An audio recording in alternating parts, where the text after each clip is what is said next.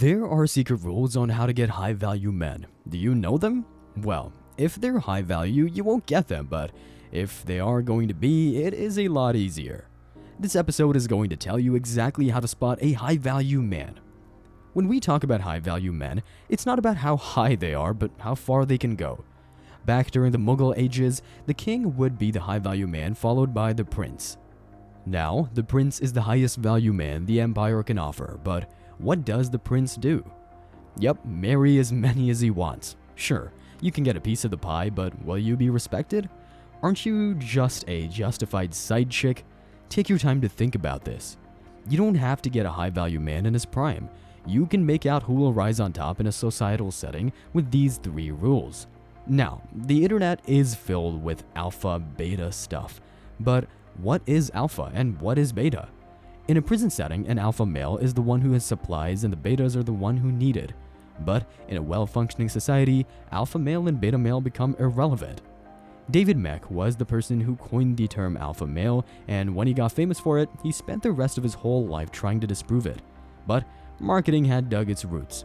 You see, you might think an alpha male is the high-value man, but this alpha trend just makes men more arrogant, and they care a lot less about what the other person is feeling. Is that the trait of a high-value man?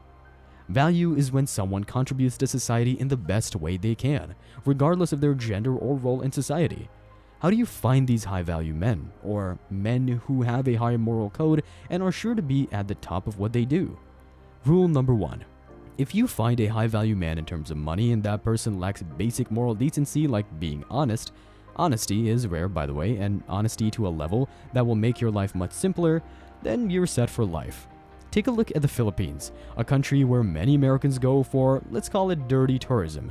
These are high-value men, relatively to the common Filipino, but their lack of consequences make them lack that moral code. The rule of the index finger is to find someone who is matured enough to not give in to temptations. Not just that temptation, but any, really. A man that knows what he wants is going to get what he wants, but how he uses it is what makes a huge difference. This is where discipline comes in. They're disciplined enough to not work for society. You will never see a high-value man with moral ethics in a bar smoking and drinking to the point where he can't walk anymore. They're more likely to be running around the park early in the morning or in a cafe with their eyes fixed to a laptop or a book. But that makes them boring, doesn't it? Rule 2. For some drunk dancing, going wild and not having a care in the world is fun, but it is fun because they're trying to escape their reality. Do people who run away count as high-value men? I don't think so. If a man runs away like that, he'll be able to guarantee you that he will be there? Emotions are just alarm systems, if you will. Dopamine, serotonin, and all those feel-good chemicals. What makes a high-value man boring is because, just like some get that dose of dopamine being on Call of Duty all day, high-value men get that dosage by being successful. Now, it can be as small as doing that extra push-up, but believe me, it's addictive. Once you get addicted to success, you will do everything not to lose. That's why the rich get richer and the poor stay the same. Don't count rich men as high-value men. Count people who don't give up as high-value men. Rule 3.